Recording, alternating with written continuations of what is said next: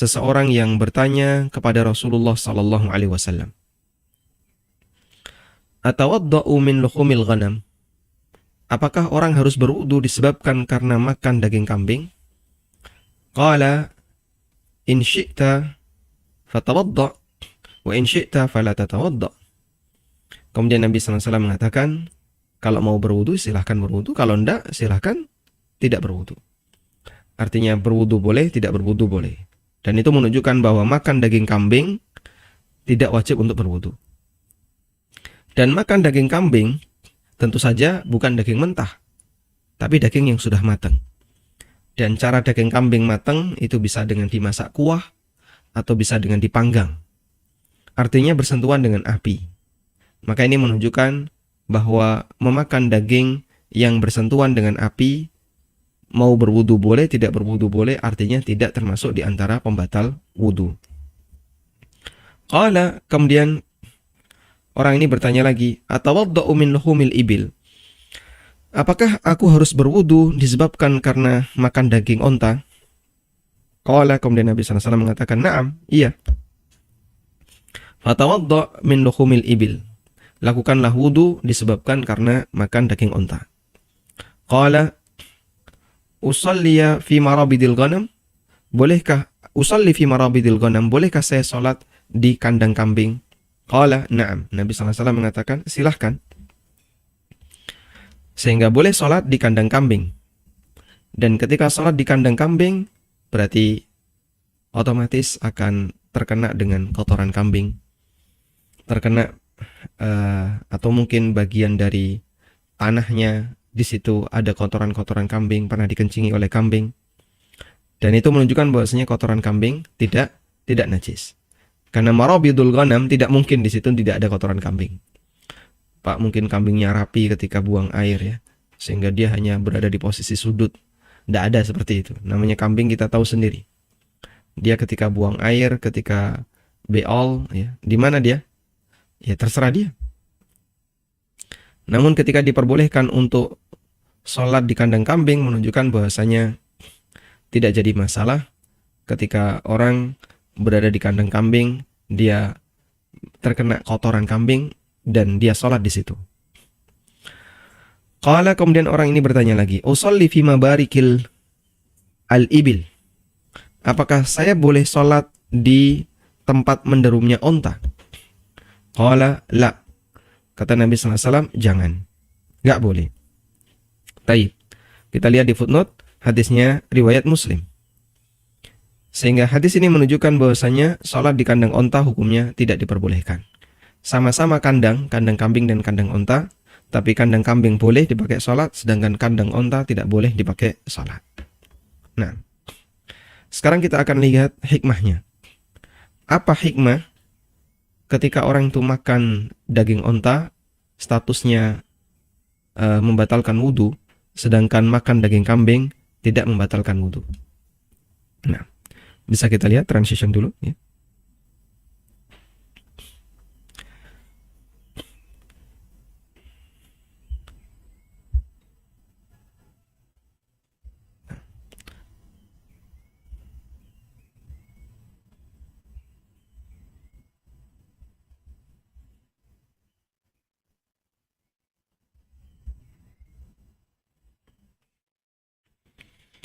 Mengenai hikmah kenapa ada kewajiban untuk berwudu setelah makan daging onta.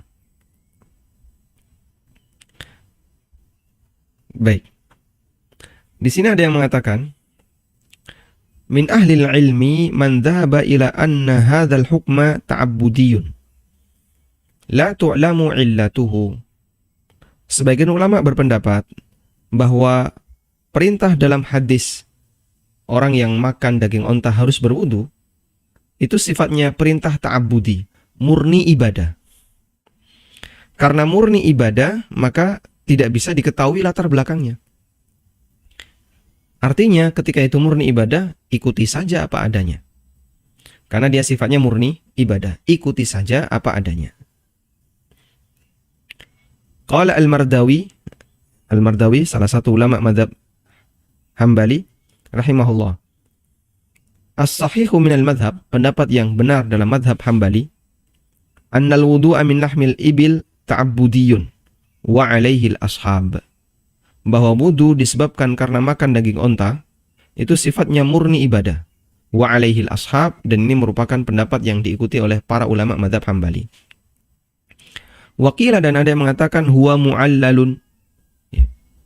Ada yang mengatakan bahwasanya itu mu'allal, memiliki latar belakang. Sehingga bisa kita cari apa ilahnya, apa latar belakang sehingga hukum itu sehingga berwudu setelah makan daging onta hukumnya wajib. Kemudian kita sebutkan di sini,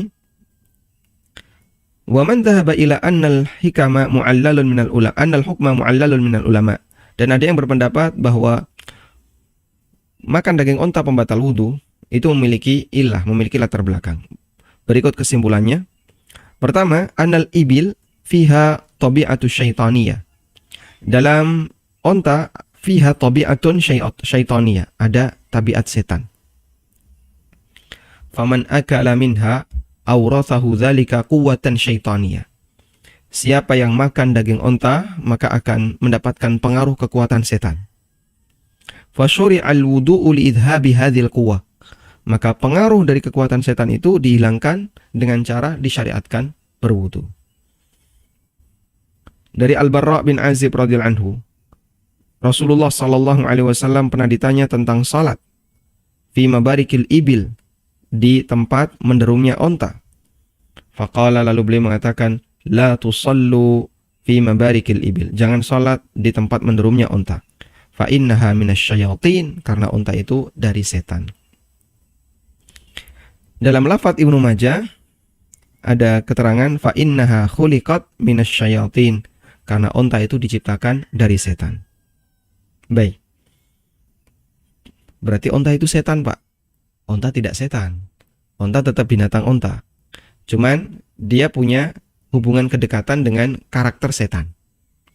Sehingga biar ketika orang itu makan, karakter itu tidak melekat pada dirinya, maka dia dihilangkan dengan cara berwudu.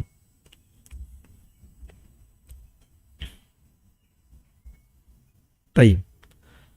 Kata Syekhul Islam di sini, asyara sallallahu alaihi wasallam fil ibili ila annaha minasyayatin. Nabi SAW mengisyaratkan tentang onta, bahwasanya onta itu dari setan. Yuridu wallahu a'lam annaha min jinsi asyayatin wa nau'ihim. Yang dimaksud di situ adalah Nabi SAW, wallahu a'lam, maksud beliau adalah untuk menjelaskan bahwa setan itu salah satu, onta itu salah satu di antara bagian dari setan. Fa inna kulla 'atin mutamarrid syaitanun, karena semua yang nakal, yang pembangkang, nggak mau nurut, maka dia adalah setan. Min ayyid dawabikana, apapun jenis binatangnya. Seperti anjing hitam, juga setan. Onta, syayatinul an'am, adalah binatang ternak yang merupakan setan. Karena onta ini paling susah untuk dibuat nurut. Kama lil insi syayatin, sebagaimana pada diri manusia juga ada setannya. Fala'allal insana idza akala lahmal ibil, karena itu bisa jadi ketika manusia itu makan daging onta, awrathathu nafaran shumasan wa halan syabihan bihali syaitan, maka bisa jadi akan memberikan pengaruh buruk, di mana membuat dia itu nggak bisa tenang, nggak bisa diem, ya. Suka lari-lari kemana-mana, nggak tenang. Dan ada beberapa keadaan yang itu mirip seperti kondisinya setan. Maka dihilangkan dengan cara wudu. Wallahu a'lam. Ini latar belakang kenapa Nabi SAW memerintahkan agar berwudu ketika orang itu makan daging onta. Tapi tidak diperintahkan untuk berwudu ketika orang makan daging kambing. Tayyib. Sering kita mendengar begini ya. Rasulullah SAW menyuruh orang untuk berwudu setelah makan daging onta. Karena ceritanya, jadi kemudian dibuatlah sebuah cerita.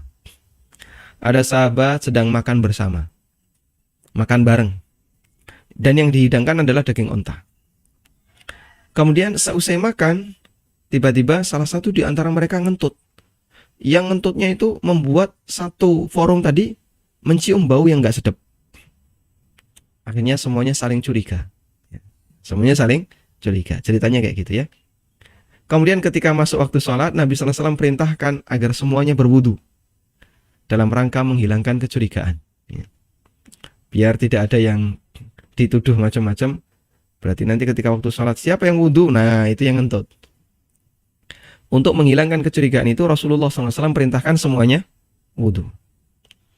Wallahu alam, cerita ini asal-usulnya dari mana saya tidak tahu. Dan kalau kita perhatikan dari dalil, kenapa Nabi SAW perintahkan untuk berwudu seusai makan daging onta adalah hadis Jabir bin Samurah yang tadi kita baca. Dan apa hikmah makan daging onta itu pembatal wudu? Tadi sudah disebutkan, ada dua pendekatan ulama.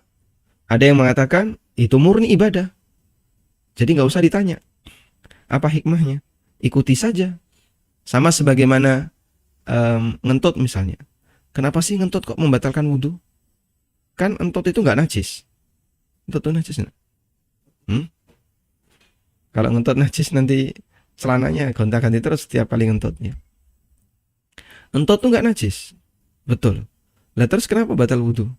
Ya perintahnya kayak gitu, mau gimana lagi? Andai kan Allah membuat aturan ngentut tidak batal wudu, ya nggak batal wudu.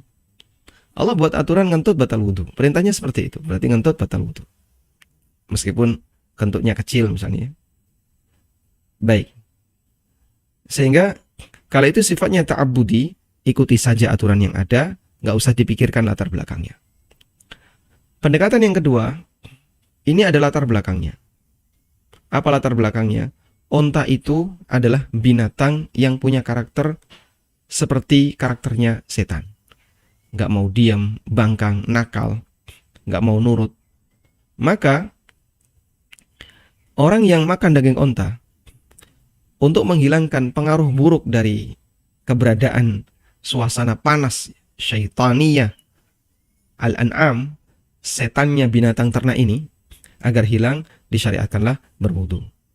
Dan ini pendekatan sebagian ulama yang mereka berpendapat bahwa makan daging onta wajib untuk berwudu. Wallahu a'lam. Semoga bisa dipahami dengan baik. Tayyib, selanjutnya kita akan membaca tentang tanshiful a'dha ba'dal taharah, mengeringkan anggota wudu atau anggota badan setelah bersuci. Bisa setelah bersuci ini maknanya adalah setelah wudu, bisa juga setelah mandi. Baik, kita baca di sini. Dhahaba ila ibahatihi duna tafriqah duna tafarruqati bainal ghusli wal wudu. Utsman ibn Affan wal Hasan bin Ali wa Anas bin Malik wal Hasanul Basri wa Ibnu Sirin. Ada beberapa ulama yang berpendapat boleh mengeringkan anggota wudu atau anggota badan tanpa membedakan apakah itu mandi junub ataukah wudu. Di antara yang berpendapat demikian adalah Utsman bin Affan, Hasan bin Ali radhiyallahu anhuma, Anas bin Malik. Kemudian juga di antara yang berpendapat itu dari kalangan tabi'in, Hasan al-Basri, Muhammad bin Sirin, Al-Qamah, Al-Aswad, Masruq, Ad-Dhahhak, Abdullah bin Harith.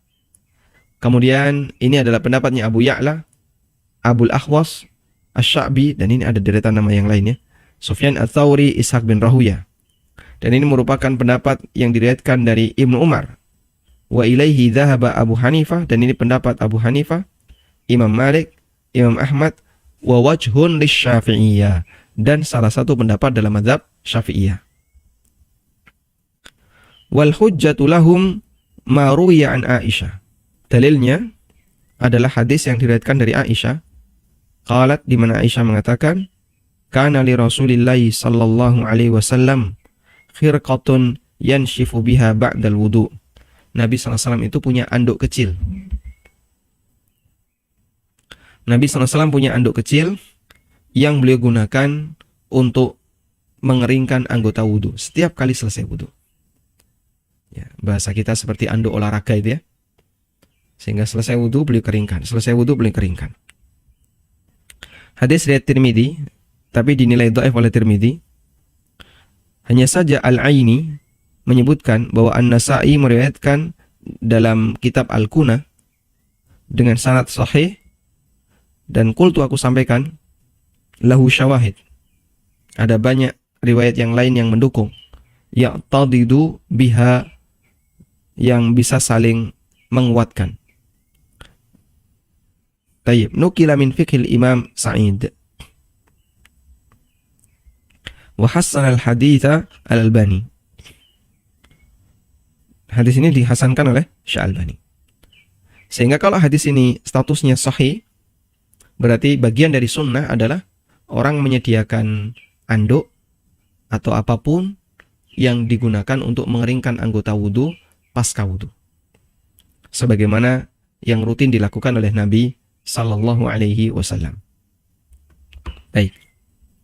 Dan di sini kita cantumkan keterangan yang pernah disampaikan oleh Ibnu Qudamah dalam Al-Mughni. Ibnu Qudamah rahimahullah dalam Al-Mughni pernah mengatakan, la ba'sa bitanshifi a'dha'ihi, tidak masalah mengeringkan anggota wudu, bil mindil, dengan menggunakan anduk, min balalil wudu'i wal ghusli, dari kondisi basah selesai wudu dan mandi. Wa huwal manqul, dan ini adalah pendapat yang dinukil dari, kemudian beliau sebutkan, dari Imam Ahmad. Wa qad ruwiya akhdhul mindil ba'dal wudu, dan diriwayatkan ada orang yang menggunakan tisu setelah wudu, di antaranya adalah dari Utsman, dari Hasan bin Ali, dari Anas bin Malik. Wa katsirin min ahli ilmi, dan banyak ulama berpendapat demikian. Wa huwal ashahhu, dan ini pendapat yang lebih kuat. Li'anna al-asla al-ibaha, karena hukum asalnya itu boleh. Karena hukum asal diperbolehkan. Baik.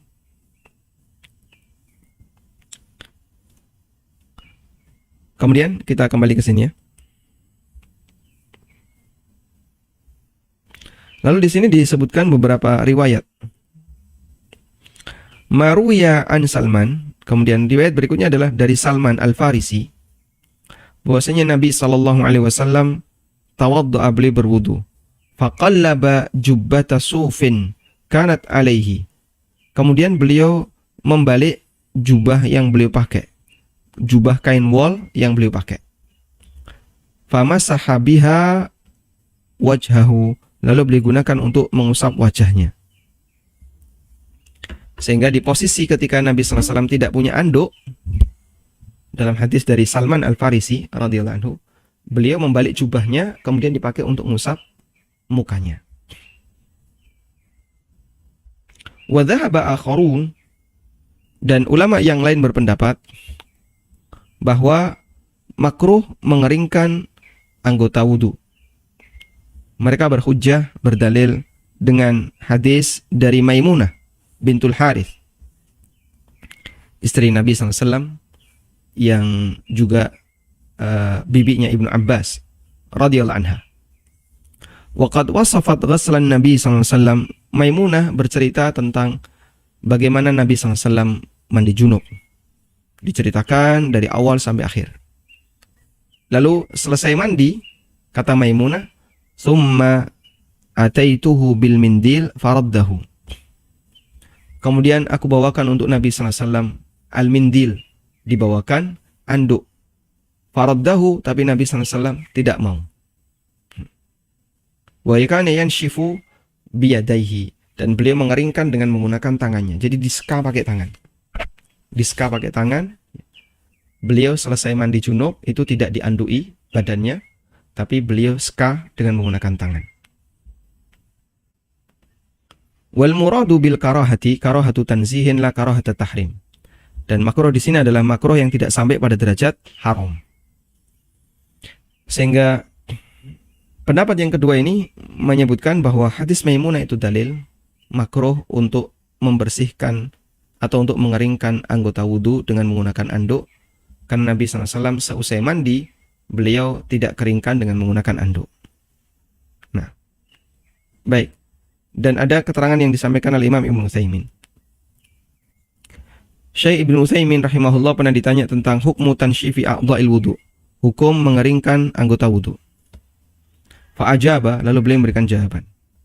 Tansyiful a'dha'i la ba'sa bihi. Mengeringkan anggota wudu enggak masalah. Li'annal asla adamul man'i, karena hukum asalnya tidak dilarang. Wal aslu fi ma'adal ibadat, dan hukum asal untuk selain kegiatan ibadah, baik berupa akad maupun perbuatan sehari-hari, wal a'yan atau benda-benda tertentu, hukum asalnya adalah al-hillu wal ibaha. Hukum asalnya adalah halal dan mubah. Hatta yakuda dalilun alal man'i, sampai ada dalil yang melarangnya. Nah, kemudian di sini. Fa in qala qail, jika ada orang yang mengatakan, bagaimana jawaban Anda dengan hadis Maimunah radhiyallahu anha? Hinama dzakarat, ketika Maimunah bercerita bahwa Nabi SAW mandi, kemudian selesai mandi, kata Maimunah, fa ataituhu bil mindil, aku pun membawakan kepada beliau anduk, faraddahu, lalu Nabi SAW menolaknya, tidak mau menerima. Wa ja'ala yanfudul ma'a biyadihi, dan beliau keringkan air itu dengan menggunakan tangannya, disekah. Fal jawab, maka jawabannya adalah anna hadzal fi'la minan nabi sallallahu alaihi wasallam.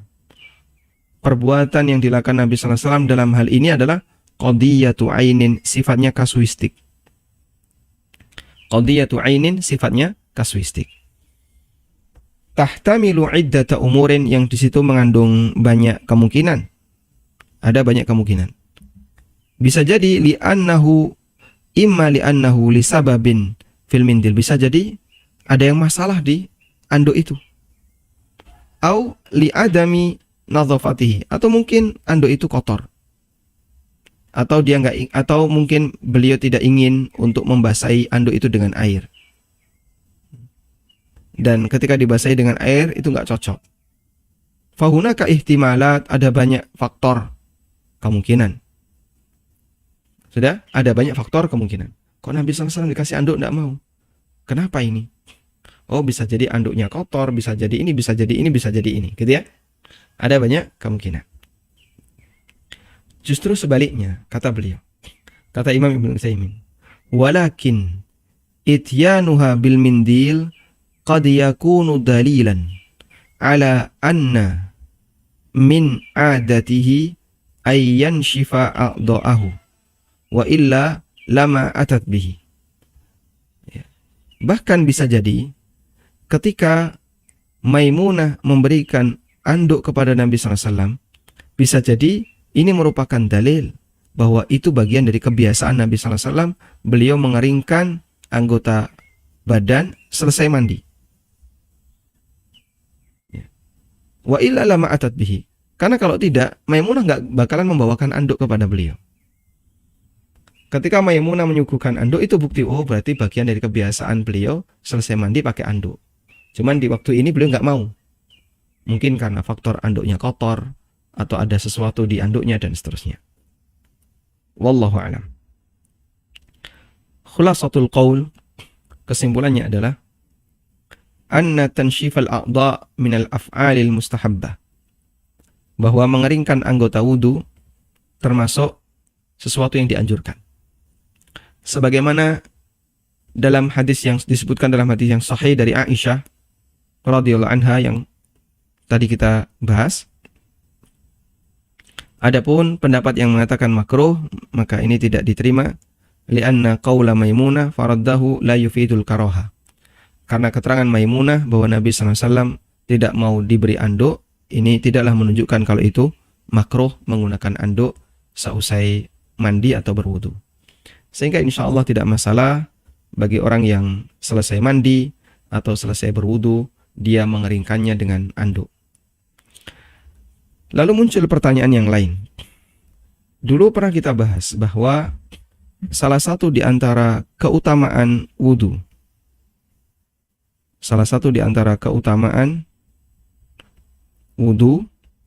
adalah apa? Diampuni dosa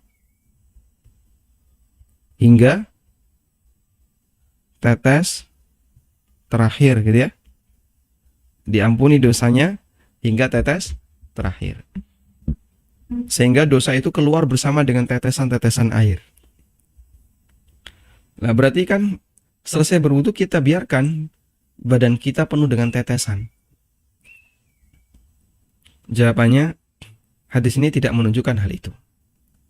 Hadis ini tidak menunjukkan hal itu. Sehingga tidak harus selesai berwudu ditungguin netes gitu ya, sampai kering baru masuk masjid. Maka kalau pakai blower itu ya, pakai blower yang anget itu namanya apa itu? Ya, kayak kayak pemanas hair dryer ya.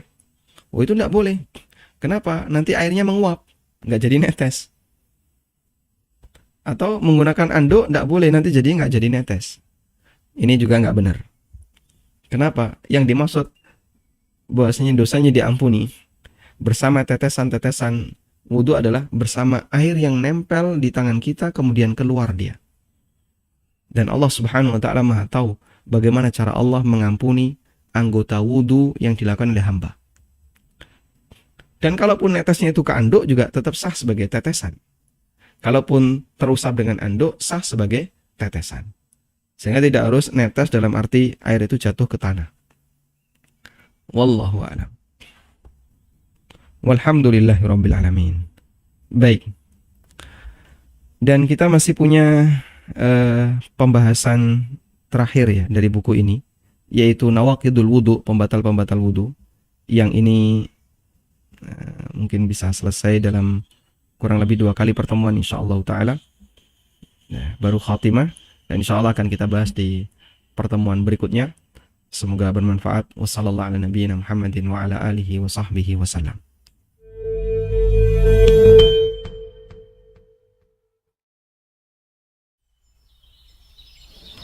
Assalamualaikum. Waalaikumsalam. Dia terus sehat. Alhamdulillah. Masya Allah. Enak banget iki nek nyender loh. Kepiye. Wah, kok tak delok-delok rajin banget iki. Lho lah iya to Lah ya. maca apa to? Iki lho maca buku ilmu waris. Oh, to. Kowe berarti wis maca to, Tro. Aku tak takon lho. Nek misale menunda-nunda pembagian waris iki to. Neng kene wis dibahas jelas no. Iya. Makane. Ha mbok yo kowe iki ngedongke aku. Lah, aku nek tak dongke malah kesuwen wektune. Tur ya engko ya ora langsung dong. Makane iki lek tuku mangkat tuku buku iki wae. Neng ndi tuku neng ndi? Gampang saiki iki. Neng ANB Store lho. Iso nera to? Ya iso, tinggal klik anbstore.id kok wis gampang banget. Berarti gampang. Selek tuku wae. Aku tak tuku. Aku mbane jelaske kesuwen kan. Wis mangkat. Assalamualaikum. Waalaikumsalam warahmatullahi. Assalamualaikum Bang. Waalaikumsalam warahmatullahi.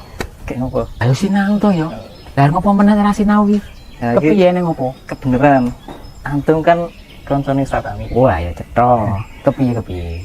Aku iki meh teko nek ono ya umpamane iki umpama nek ono wong duwe anak loro. Yo. Sing siji berbakti, sing siji iki durhaka. Nah, umpamane wong iki mati, njuk warisane nek sing berbakti iki luwih akeh, piye Bang? Ning kene iki dibahas. Lho, Ono ono ya ning kene. iki ono buku pengantar waris ning kene iki ono kabeh. Mula kowe tuku wae. Tukune ning ndi iki? Ayo gampang to ya saiki ning ANB Store. Sekono lek mangkat tuku wae. Siap. Masalah rampung kuwi wis ning kene ono Ono kabeh kabeh. ya? Wis, gak tuku kono wae saiki. Tuk online apa? Online iso, wis Iso, ya. gampang lek saiki iki. Siap. Wis sik diatasi kono Saiki. masalah. Lah iya to ya. Assalamualaikum. Waalaikumsalam warahmatullahi. Assalamualaikum Mas Mitro. Waalaikumsalam warahmatullahi. Wah, maca buku. Masya Allah, ilmu waris. Pas iki. Nak masalah gono gini iki penjelasannya piye? Sing tenang. Sesuai sing tak waca iki lho. Neng bukune Ustaz Ami pengantar ilmu waris. Lho, masalah gono gini. Ono nang kene iki. Tukune nang ndi? Neng ANB Store. Online iso. Iso, tinggal klik anbstore.id. Siap. Monggo. Assalamualaikum. Waalaikumsalam. Assalamualaikum Mas Mitra. Waalaikumsalam. Baca buku apa Mas? Buku pengantar ilmu waris, Mas. Masya Allah. Boleh pinjem nggak Mas? Pinjem gimana? Saya baru belajar kok dipinjem. Beli sendiri aja, Mas. Gimana Mas? Gampang, beli di ANB Store. Oh, Yang online. Online bisa. Tinggal klik anbstore.id. Masya Allah. Oke mas, siap. Silakan berhias. Oke, assalamualaikum. Waalaikumsalam warahmatullahi. Assalamualaikum Bang. Waalaikumsalam. Yes, dina iki ya ngopo meneh iki mung arep tekan masalah warisan iki mesti iki. Ada apa Bang? Wih, Stad. ANB Store, Stad. ANB Store. ANB Store. Siap. ANB Store, Stad ya? Ya siap. Assalamualaikum. Waalaikumsalam. Wih. Iki kira bukune Ustaz Ami to. Lah kok malah Ustaz tak kon tuku bukune dhewe iki. Waduh, wis luput meneh cah. Dapatkan buku pengantar ilmu waris karya Ustadz Aminur Bait. Untuk pemesanan, hubungi ANB Store di nomor WhatsApp 0812 7111 1241 atau klik di www.anbstore.id. Ayo, segera dapatkan bukunya agar harta pusaka tidak menjadi sumber petaka. Jazakumullah khairan. Baik. Silakan bagi Anda yang mau bergabung. Baik, silakan, Pak. Dalam mencapai sunnah itu melalui atau ya yang tahu Ustaz untuk Mohon maaf Bapak, suara Bapak putus-putus. Kami tidak bisa mendengar dengan jelas. Mungkin bisa pindah ke posisi yang sinyalnya lebih bagus. ya yang mendengar. Putus-putus Bapak. Jelas nggak tadi pertanyaannya? Assalamualaikum. Waalaikumsalam warahmatullahi. Baik, ini lebih jelas. Coba. Berwudu dengan Berwudu dengan gayung memakai gayung atau keran atau keran. Berwudu dengan gayung atau keran. Selanjutnya atau wadah dengan cara dikawin yang lebih sunnah. yang lebih sesuai sunnah. Iya. Kemudian Assalamualaikum warahmatullahi wabarakatuh. Waalaikumsalam warahmatullahi wabarakatuh. Masya Allah ya. Baik. Mana yang lebih sesuai sunnah? Berwudu dengan menggunakan gayung ataukah dengan menggunakan keran? Wallahu alam, saya tidak punya keterangan dari para ulama tentang masalah ini.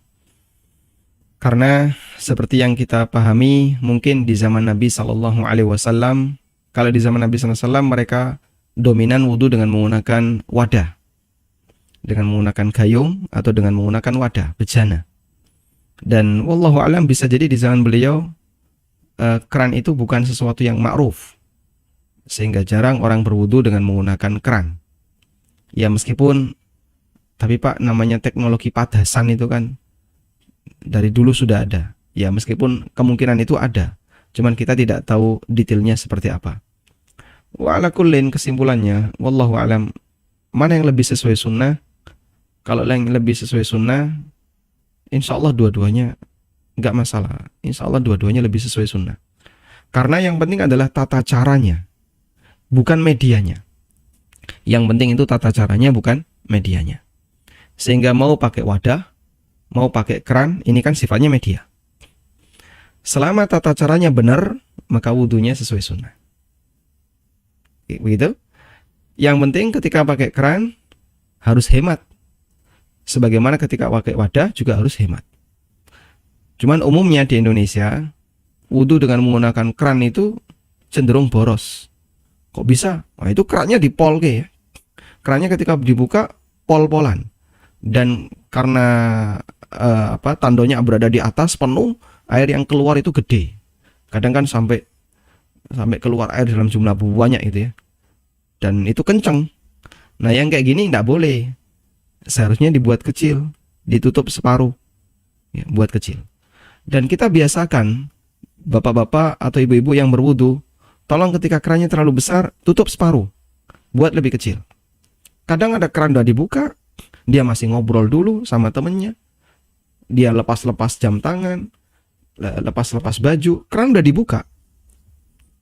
Dan dulu pernah kita ceritakan, saya pernah mematikan keran. Dia seorang guru kayaknya.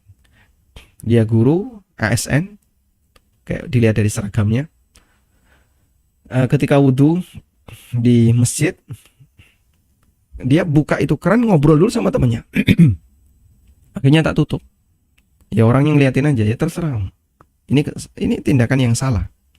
Ya, kita nggak bicara masalah hukum syariat, tapi secara aturan di masyarakat ini sudah merupakan tindakan yang salah. Makanya kalau keran buka separuh saja. Nah, kecenderungannya keran yang boros seperti itu yang membuat kita jadi kurang respon dengan hal ini. Maka kalau bisa berwudu dengan keran, usahakan kerannya jangan dibuka sempurna, tapi dibuka separuh. Wallahu a'lam. Baik, silakan. Assalamualaikum Ustaz. Waalaikumsalam warahmatullahi. Izin bertanya keluar tema Ustaz. Untuk kan ada anjuran untuk memperbanyak doa ketika sujud dan di akhir sholat. Apakah itu juga berlaku untuk sholat sunnah Ustaz? Atau hanya sholat wajib saja? Kemudian seberapa banyak doa yang boleh disampaikan di akhir sholat? Apakah boleh lama, banyak gitu? Apakah boleh? Sekian Ustaz, banyak Lama. maksudnya dalam waktu yang lama gitu Ustaz, sebelum salam. Cukup itu saja Ustaz. Jazakallahu khair. Barakallahu fiik. Assalamualaikum. Waalaikumsalam warahmatullahi wabarakatuh. Baik. Apa hukum berdoa ketika sholat sunnah? Apakah boleh doa yang kita baca ketika sholat wajib kita baca pada saat sholat sunnah? Jawabannya, ma thabata fil fardi sabata fin nafli, wa ma thabata fin nafli sabata fil fardi. Apa yang berlaku dalam sholat sunnah juga berlaku dalam sholat wajib, dan apa yang berlaku dalam sholat wajib, hukum asalnya berlaku pula dalam sholat sunnah, kecuali jika di situ ada dalil yang mengkhususkan. Sehingga kalau itu khusus untuk sholat sunnah saja, atau sholat tertentu saja, maka tidak berlaku untuk sholat yang lain. Contohnya Pak Ustadz, contohnya takbir ziyadah pada saat sholat Id. Allahu Akbar, Allahu Akbar, sebanyak 7 untuk rakaat pertama dan 5 untuk rakaat yang kedua. Boleh nggak kita sholat duhur seperti itu? Allahu Akbar, Allahu Akbar. Makmumnya saya yakin bingung ya. Ini kok takbir tapi kok nggak ruku? Oh ternyata cuman ngasih tambahan takbir ziyadah, takbir tambahan. Nggak boleh karena itu khusus untuk sholat Id. Sehingga ketika itu khusus untuk sholat tertentu, tidak berlaku untuk sholat yang lain. Dan hukum asalnya untuk doa dan bacaan, hukum asalnya berlaku untuk semua sholat. Karena itu ketika ini diajarkan Nabi SAW pada saat sholat wajib, maka itu juga berlaku dalam sholat sunnah. Sehingga silahkan Anda baca itu di sholat sunnah. Kemudian yang kedua tentang berapa lama kita boleh berdoa pada saat sholat wajib. Kalau di posisi kita sebagai imam atau makmum, maka ini dibatasi. Kalau makmum jelas ya, batasnya adalah mengikuti gerakan imam. Tapi kalau jadi imam, boleh nggak terlalu lama? Nggak boleh. Kenapa? Anda punya makmum. Anda punya makmum. Sehingga ketika Anda mau membaca doa, ya perhatikan kondisi makmum. Jangan terlalu lama. Sebagaimana ketika berdiri juga jangan terlalu lama. Ada toleransi untuk makmum. Nabi SAW mengingatkan, fa inna min waraika dha'ifun wa maridun wa dzul hajah. Di belakangmu itu, wahai imam, dan ini nasihat yang beliau sampaikan kepada Mu'ad bin Jabal, di belakangmu ada orang sakit, ada orang yang lemah, dan ada orang yang sedang punya kesibukan. Mungkin dia mau segera menyelesaikan kesibukannya. Jadi jangan dia ditahan gara-gara sholatnya yang terlalu panjang. Tapi kalau sholat sendirian terserah. Karena orang yang sholat sendirian, dia bebas menentukan berapa panjang pendek sholat yang dia kerjakan. Yang penting kalau pendek jangan sampai tidak tumaknina. Wallahu a'lam. Baik, silahkan. Assalamualaikum warahmatullahi wabarakatuh. Waalaikumsalam warahmatullahi wabarakatuh. Ya, Fansat, ini ada 2 pertanyaan. Yang satu terkait dengan tema wudhu, yang kedua nanti di luar tema. Untuk yang pertama Ustaz, bagaimana hukumnya kalau kita sedang berwudhu, misalkan baru proses di mengusap tangan, lalu kita kentut. Nah, yang terjadi selama ini, saya sering mengulang wudhu karena ketika di tengah-tengah wudhu, ternyata qadarullah saya kentut gitu. Akhirnya saya ulang lagi dari awal. Nah, itu biasa terjadi kadang 3-4 kali. Nah, itu hukumnya Dalam gimana? sekali Apa wudhu, memang harus diulang? dalam sekali wudhu terjadi 3-4 kali Iya, Ustaz. ngentot gitu ya. Iya, betul, Ustaz. Baik. Nah, terus untuk yang kedua, Ustaz, ini terkait dengan terakhir makalah tentang YouTube, Ustaz. Itu yang saya lihat di ANB channel kemarin itu kan terkait dengan video-video dakwah. Nah, bagaimana dengan channel yang baru mau saya bangun untuk terkait dengan video tutorial untuk produksi miniatur, Ustaz. Jadi untuk usaha gitu. Saya ingin membagikan itu video-video tentang usaha gitu, Ustaz. Ya, pastinya itu tidak saya monetize atau saya tidak berniat bekerja sama dengan YouTube, hanya ingin menyimpan video di YouTube, dan kebetulan banyak customer saya itu yang menanyakan video-video untuk proses pembuatan miniatur dari usaha saya tersebut, Ustaz. Jazakallahu khairan, Ustaz. Wa barakallahu fikum. Wafikum barakallah. Masya Allah. Barakallah fik. Baik. Baik, untuk kasus yang pertama ya. Apabila kita berwudu, lalu di tengah wudu kita ngentut, apa yang harus kita lakukan? Jawabannya ulang wudu dari awal. Sehingga sikap Anda sudah benar, praktek Anda sudah benar. Baru dapat mencuci tangan 1 sampai siku yang kanan saja, terus ngentut, yang kiri belum. Maka ulang dari awal. Bahkan ketika kita berwudu baru dapat kaki kanan 1, kemudian saat mau ngangkat kaki kiri ngentut, ya ulang dari awal. Sudah? Karena ketika proses kegiatan wudu itu tidak boleh ada hadas di tengahnya. Harus tidak ada hadas. Karena wudu ini fungsinya adalah untuk menghilangkan semua hadas. Yang kedua, kami ingatkan ya. Apabila ini terlalu sering, bisa jadi itu godaan setan. Sehingga membuat Anda jadi repot. Ngulang lagi, ngulang lagi, ngulang lagi. Ketika Anda terlalu sering direpotkan seperti itu, lama-lama nanti jadinya gak senang dengan ibadah. Kenapa? Merasa direpotkan dengan ibadah. Dan itu bisa berbahaya. Maka setan itu menggoda manusia dari arah ini agar dia direpotkan dengan ibadah yang dia lakukan, lalu membuat dia gak senang dengan itu. Padahal ya,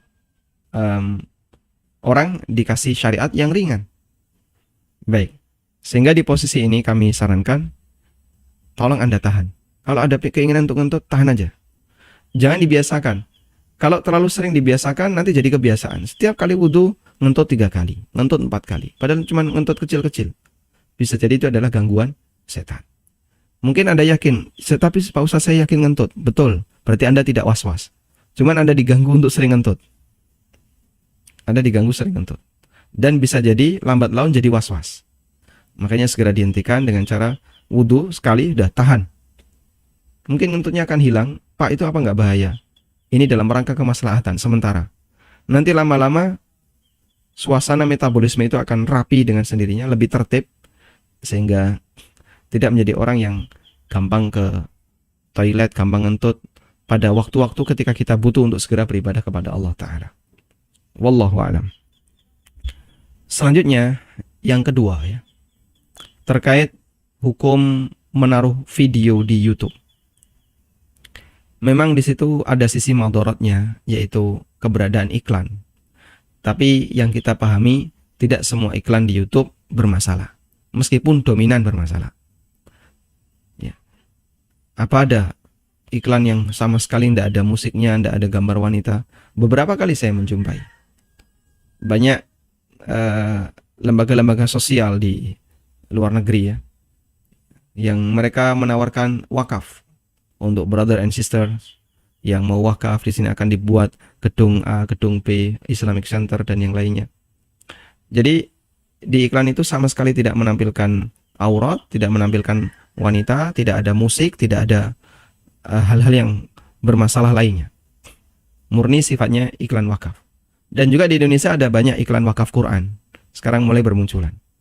Nah, iklan-iklan seperti ini insya Allah tidak ada sisi madaratnya, tidak ada sisi sisi maksiatnya. Namun iklan ini kan belum dominan. Iklan seperti ini belum dominan. Yang lebih dominan iklan belanja, ya. Marketplace itu banyak. Nah, kalaupun dominan seperti itu biasanya isi iklannya yang nggak beres. Terus boleh nggak kita tetap berada di situ? Insya Allah jika memang ada hajat yang besar untuk itu, silahkan dalam rangka untuk mendapatkan manfaat yang besar. Karena kalau kemudian ini kita hilangkan semuanya, akan banyak sekali manfaat besar yang tidak bisa didapatkan oleh kaum muslimin. Tapi Pak Ustadz, itu kan pertimbangan untuk konten dakwah. Bagaimana kalau bukan konten dakwah? Baik, memang konten dakwah kita akui manfaatnya besar. Lalu konten non dakwah misalnya, tutorial tertentu, ada manfaatnya nggak? Ada. Apa manfaatnya? Ya, orang jadi tahu bagaimana cara kita memproduksi ya misalnya.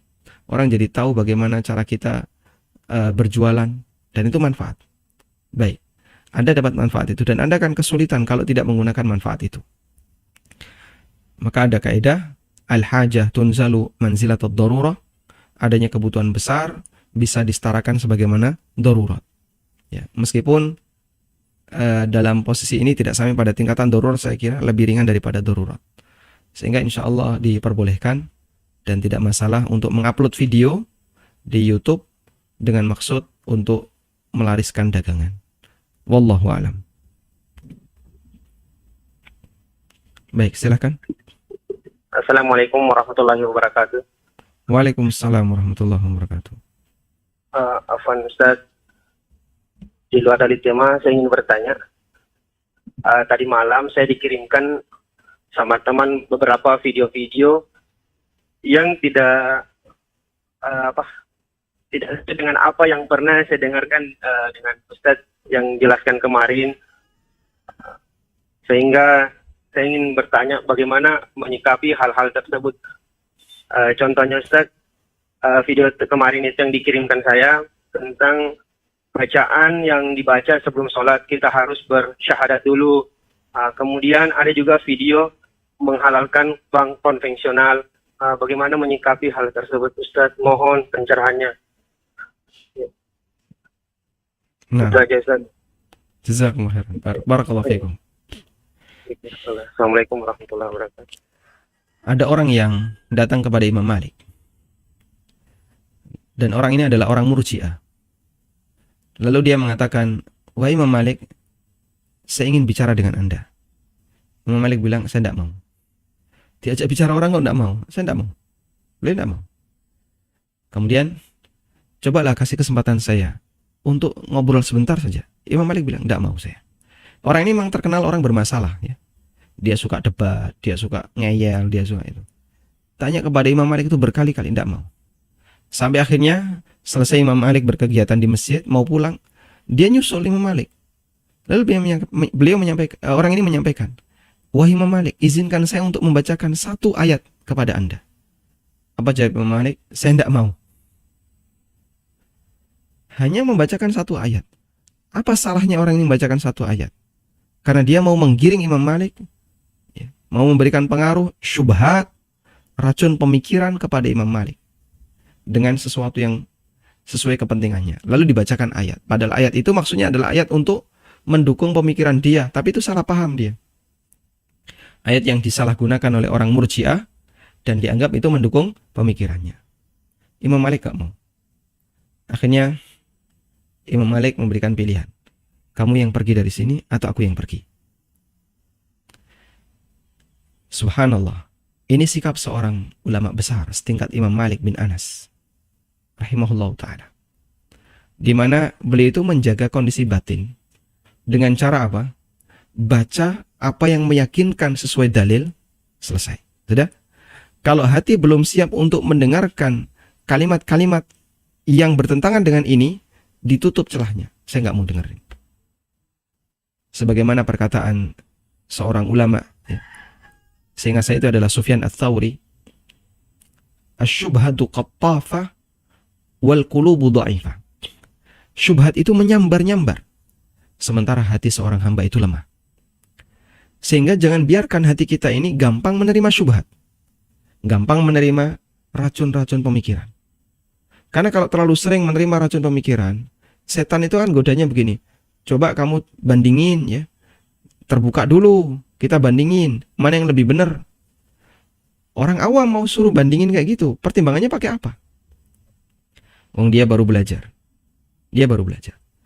Lain halnya ketika dia dibimbing oleh seorang ustadz Ahlussunnah yang dia bisa memahami bagaimana karakter orang ini, bagaimana cara belajar yang benar untuk orang ini. Butuh bimbingan.